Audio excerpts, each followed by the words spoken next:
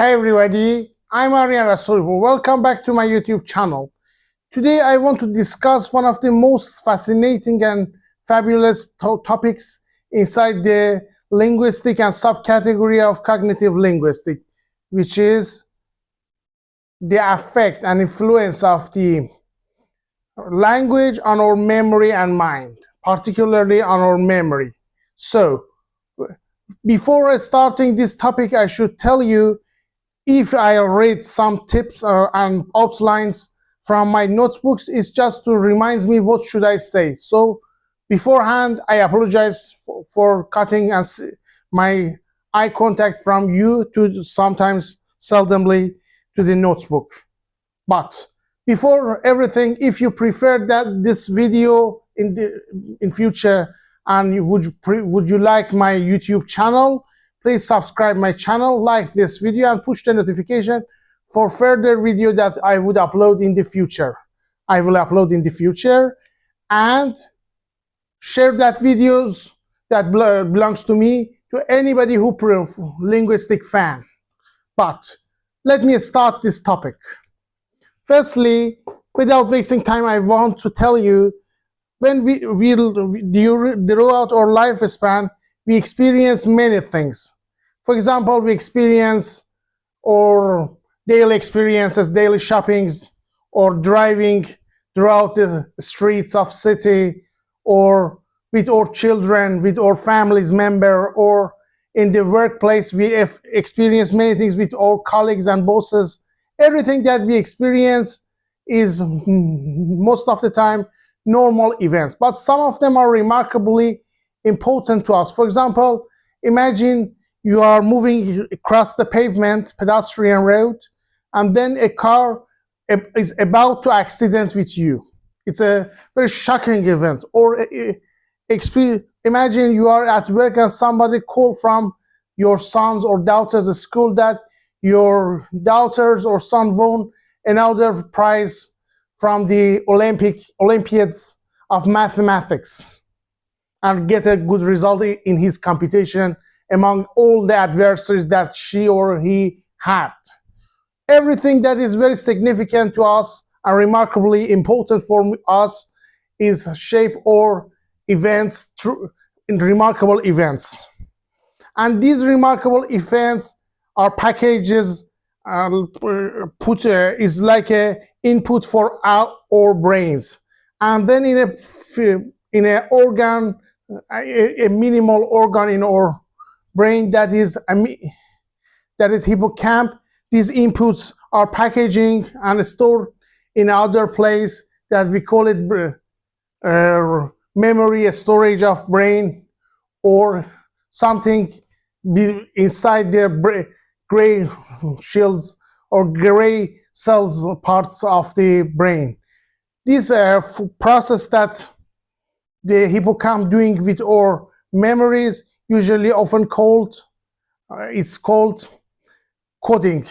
And when the coding is done, we call encoding or encoded memories.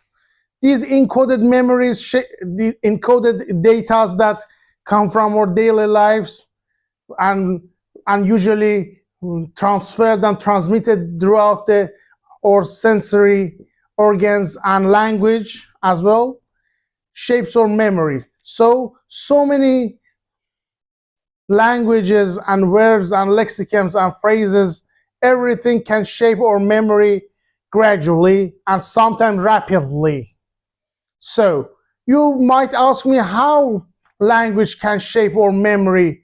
Okay, let me explain it. But before everything in advance, I should tell you, in linguistics, we consider language as sensory-like organ. In the other word, it's not a sensory organ like eyes, like nose, like ears, tongues, kinesthetic, and everything that we had and throughout we experiences tangibly the world. But language is a way we transmitted or encoded data that I mentioned before and transmitted to and transfer it to another person. So throughout this language, that is one of the function of language. In fact, we transfer and transmit our data that is coded by our hippocampus to another person. So, but now the question is that these encoded data, how shape or and generate our memories? For this reason, I should move to some tips that I'm studied throughout these articles that I will share at the last in the description below segments. But firstly, I should mention the first way that our brain shape or memory throughout by using languages in encoding and storage, as I mentioned before. In one of the articles that I've read, it's written that key terms. When we experience something, language aims to encode it into long-term memory. For example, I can deliver some examples to you. That was for you are at workplace, as I mentioned before, and somebody called you, your daughter is winner of the some other mathematics competition, or she been athlete in swimming of course of your school. Okay, in such a circumstances, it's remarkable because your daughter became now an athlete, your hero, your family's hero. It's a remarkable event, and it will be encoded into a hippocampus and then and will be stored as a memory. So how these data come into our brain? By a telephone call that by principal called us when we were at work. So telephone is a tool to deliver from long distance the language or speech to us. So that speech is a functionally and technically data that needed to encode it into inside our brain. So this is the first way that we can shape and other persons shape our memories. The other way is linguistic relativity, which we know it as a relativity theory of language, or Sapir-Whorfian theory. It's a very remarkable but old theory that is still has very believer among the academias. That means language is very rely on our culture. For example, if you ask a Persian speaker in Iran, in any Persian speaking countries like Afghanistan, Tajikistan, and Iran, what's the differences between solitude, isolation, and loneliness, and not and without, what's the meaning of them? They will be translated all of them into same word, which is tanhai. That means loneliness. But they can distinguish throughout the context which one is used. For example, for any English speaker, solitude and loneliness and isolation has different and various meaning. But for Persian speakers, initially they are same. But throughout the context, because of the cultural and technological development, and in the other words, the Western culture transmitted to Iran and Middle Eastern countries. So now we know that what's the differences between the solitude and isolation and loneliness. But for example, 20 years ago, 50 years ago, nobody can distinguish evidently, else you delve into it and explain it by context of language. Okay, another example. For example, we have a term for ice, we have a snow, and refrigerator, and freezer, and frigid. We have different types of lexicons and words for solid water. But in Arabic language, all of them translated to thulj, which means ice, snow. As you can see in Arabic language, snow and ice are same initially in the words. but throughout the further contexts that you use into the sentences and complex sentences and compound sentences, you can understand whether he or she talking about ice in refrigerator or snow in the garden. Because of that, you should zoom in and understand and concern that point and consider that point that every languages grew up and nurtured into the particular culture. In Arabic culture, there were desert, there were warm atmosphere and hot temperature in the desert of Saharas and Middle East deserts. So there wasn't absolutely any snow on that places. Even though unless you don't have snow in India and in Eastern Asia, in the countries beside the round in southern zones of the earth and circle hemispheres of earth. Consequently, you should notice that point. There isn't anyway snow in agriculture for long-term times, unless since they tripped and new technologies developed, and because of evaluation in technology, they understand there is a snow, there is a ice, there is a, I don't know, crystal ice, isoglass, anything like that throughout televisions and trips that they had technically to other cold climate countries. Because of that reason, their language didn't have such a differences between these terms. But in Persian language that belongs to Iran, because Iran is much more north hemisphere rather than Saudi Arabia and Arabic countries, we had snows, so we had another lexicons for a snow in our language. Or on the other hand, in other Western cultures like US cultures, UK culture, British cultures, European cultures, any types of Western European cultures, we have a solid and individual culture. Individuality is matter here in UK, and humanism is matter here in the UK and Europe. Because of that reason, the differ between the solitude and also as well loneliness is completely evident for every English speaker and European.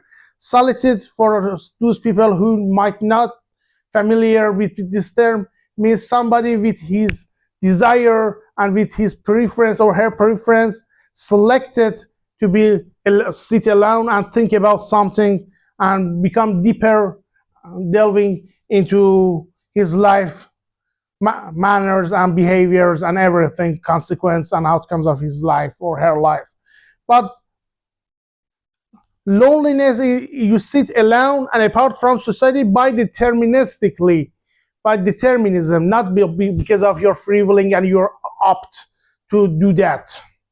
This is the difference between solitude and loneliness, that in the Eastern cultures like Iran, like Middle East, because of pluralism and culture, we can't distinguish it easily, because we didn't have in ancient history and antique history and classic history of Iran somebody sit apart from society and think deeply about something. No, we are lived in a big population together. And other example is narrative and autobiographical memory that is very evident and important, highly important to know. For example, this, what is saying? It says that, for example, I know something about my 3 years old memories, but in fact, I didn't remember what was happened in my 3 years old, 5 years old childhood. In fact, most of these stories are distorted and retold by my parents, by my families, by my acquaintances and friends, that they might keep it as a unchanged and fixed data, because current contemporary research shows our memory is changeable, and our family and our acquaintances are not exceptional cases. So they change some memories throughout the time and then transmit it to us as a memory. And after many years, we believe that we remember an event in far past years. And other thing that is very important, but it's less concentrated on it, is labeling collapse details. Labeling collapse details means that when you are seeing something is rectangle, you can consider what is rectangle means. And if you are seeing something rectangles like cupboard, I don't know, like a calendar, anything like that, like a computer laptop, you will say what is its shape is rectangle, for example. And the word of rectangle convey its meaning very clearly and transparently. For example, you never ever see it's a computer laptop, is a two parallel triangle angle is equal to another, and the two other that parallel in that side are totally x angled and totally equally in shape and way, and they never cut and seize each other. No, never you say. You say it's a rectangle, and all the geometric data comes into audience mind deliberately. And post-event memories are very important because in trauma, this is a realm of psychology, but it's a collided and joined to our field. When we traumatized by a very harsh action, very harsh event, our memory is very ready to change.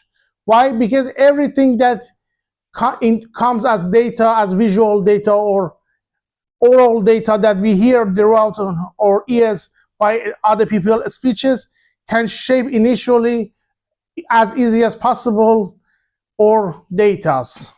For example, I can deliver some example from a research that was done by Elizabeth Loftus.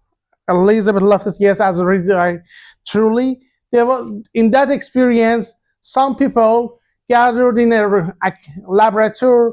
The researcher that Mrs. Elizabeth Loftus was it, showed the accident pictures of to some groups of people. In one group, they shown she shown the picture of accident, and in another group, same picture. But to first group, she told them that windows are smashing. In the other group, the windows broken or the door smashing, something like this. And then after 1 week, the experiment groups came back and she interviewed them. What happened to that car? Those groups that group B were retold them, oh, what an accident is when they was watching picture or movie or film of the clip of accident. They told the doors smashed, and the group A told the windows of the car smashed. And in fact, none of the windows or door totally smashed because of the data that came into the moment. They prioritized and they distorted their ideas and they focused on smashing the window. But in fact, they were seeing and observing that none of these windows and doors totally smashed among these cars. But because of the speeches that delivered on that laboratory, the memory shaped that, okay, for example, the accident happened and the windows of the car come down and the other doors come down because of that reason, simple reason. This is the example of post-event or trauma memory shapement by language. And emotional words can shape also our memory, but also they can manipulate it efficiently and remarkably.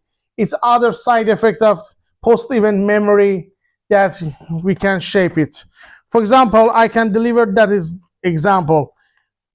For example, contemporarily current days, some newspapers and some journalists want to manipulate its readers and audiences very to their tendencies, political tendencies, or social tendencies and targets. Because of that, they want to spread and share fake news. For sharing fake news, they use extreme emotional words to manipulate and gaslighting the audiences, and sometimes encourage them and stimulate them to buy that newspaper or magazine and read it deeply. And I don't know what's happened next, and whether they are use it as a trick to best selling their journals, or maybe they spread and share fake news throughout society. But something is matter is the title of this journals as a magazine or newspaper or TV broadcasting news, everything that can catch your attention by emotional words. But something is much more important for us in this research is that when you are shifting back to that people that hear that receive that fake news, they believe it, whether they deny it as a in the rest of the text or news or not. They shape their memories based on the emotional terms that completely establish and damping their memories totally. That's it. Thank you for attending on my YouTube channel. This is the end. For further video, keep waiting and watching this video channel. By the next time, farewell and goodbye.